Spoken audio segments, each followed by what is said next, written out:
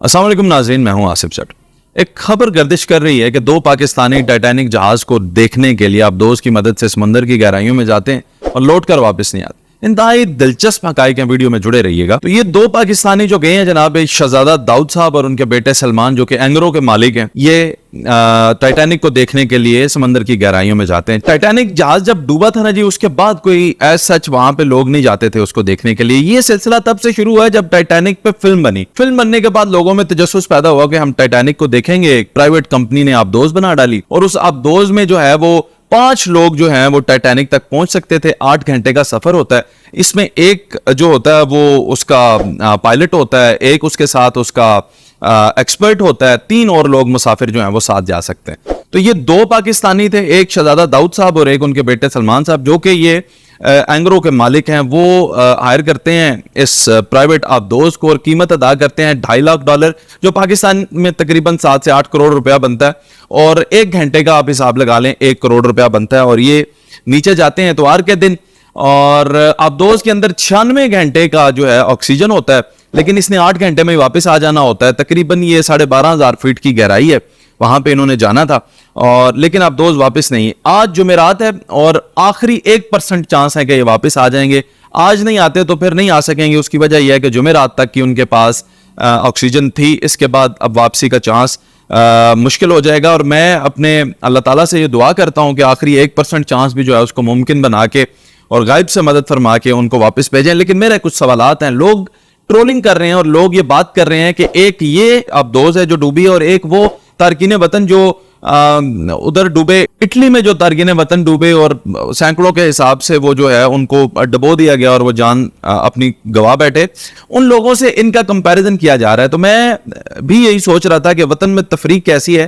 पहले तो ये देखें कि ये जो डूबे हैं लोग, ये 1960-62 के दौर में भी ये पाकिस्तान के 20 अमीर तरीन खानदान में आते थे।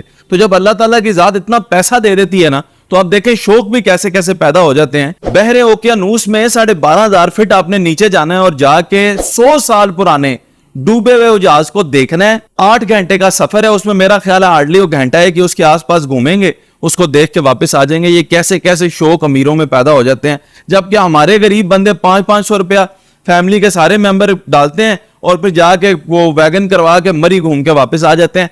तफरीक कितनी है पाकिस्तान में। सबसे पहले अमीरी और गरीबी की तो आप ये देखें ना। दूसरी बात यह है कि वो जो डूबे हैं ना इटली के अंदर, वो जो डूबे हैं जवान, वो पाकिस्तान के मुल्क के हालात से तंग आके बेरोजगार थे, रोजगार की तलाश में थे और अपनी जान को दांव पे लगा के अपने घर वालों के अच्छे मुस्तकबिल के लिए वो उधर गए थे। और वो गरीब थे, इसलिए उनको पूछने वाला कोई नहीं था। वो डूबते नहीं थे, उनका जहाज खड़ा हुआ था, उनको डबोया गया, क्योंकि वहां पे एक एक बंदा उतारने के भी पैसे देने पड़ते हैं, एक एक बंदा चढ़ाने के भी पैसे देने पड़ते हैं। तो उनकी जब डील नहीं बनी तो ना वो चढ़ा सकते थे ना उतार सकते थे, वापस जाते तो भी पैसे देने पड़ते हैं। तो उनके पास इतने पैसे नहीं थे कि वो 700 बंदा हम लेकर किधर जाते, उन्होंने डबो दिए। तो ये वो तो थे लावारिस, उनका को तो उधर पूछने वाला नहीं था ना। और ये जो है ये तो इनको तो पूछने वाले हैं। जो नेवी है अमेरिका की, कनाडा की, उन्होंने बड़ी कोशिशें जारी की हुई हैं, लेकिन अनफॉर्चुनेटली वो भी 2000 मीटर तक नीचे जा सकते हैं, लेकिन ये 3800 मीटर तक ऑलरेडी नीचे हैं। तो इसका मतलब है कि रेस्क्यू वाला तो चांस नहीं बनता, ये खुद ही कोई अल्लाह ताला मौजज़ा फरमाए और ये ऊपर आ जाए। अब देखिए बात यह है कि पाकिस्तान में जो ये तफरीक है ना अमीर और गरीब की, इस तफरीक को भी समझें। इस तफरीक से साबित ही होता है कि आप लोगों के लिए दुनिया की कोई आसाइश नहीं है। और जो अमीर हमारा तबका है वो देखें, वो माशाल्लाह वो टाइटैनिक देखने गए हुए हैं।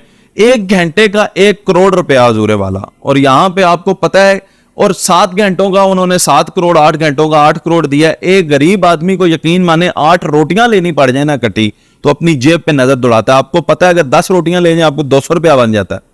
20 रुपए की रोटी हो गई है। अब ये 20 रुपए की रोटी कितनी छोटी बात आपको लगी होगी, ये सिर्फ वही समझ सकता है हुजूर जिसकी मैं आपको समझाऊं। ये देखें 1000 रुपया दिहाड़ी जिस बंदे की होती है ना, जो मेहनत कश होता है, वो 200 रुपए की रोटियां अगर वो ले जाए ना, पीछे 800 रुपया बचता है। गोश्त है 1900 रुपया किलो।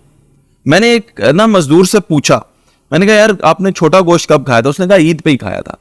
दोबारा जिंदगी में उनकी परचेजिंग पावर नहीं होती। आप बताएं ना, 1000 रुपया कमा के सेविंग क्या करें जी? जो रोज की दाल रोटी है वही, अगर कोई बीमार हो जाए तो वो मुंह देखते हैं एक दूसरे का, भी खुद ही ठीक हो जाए तो अच्छी बात है।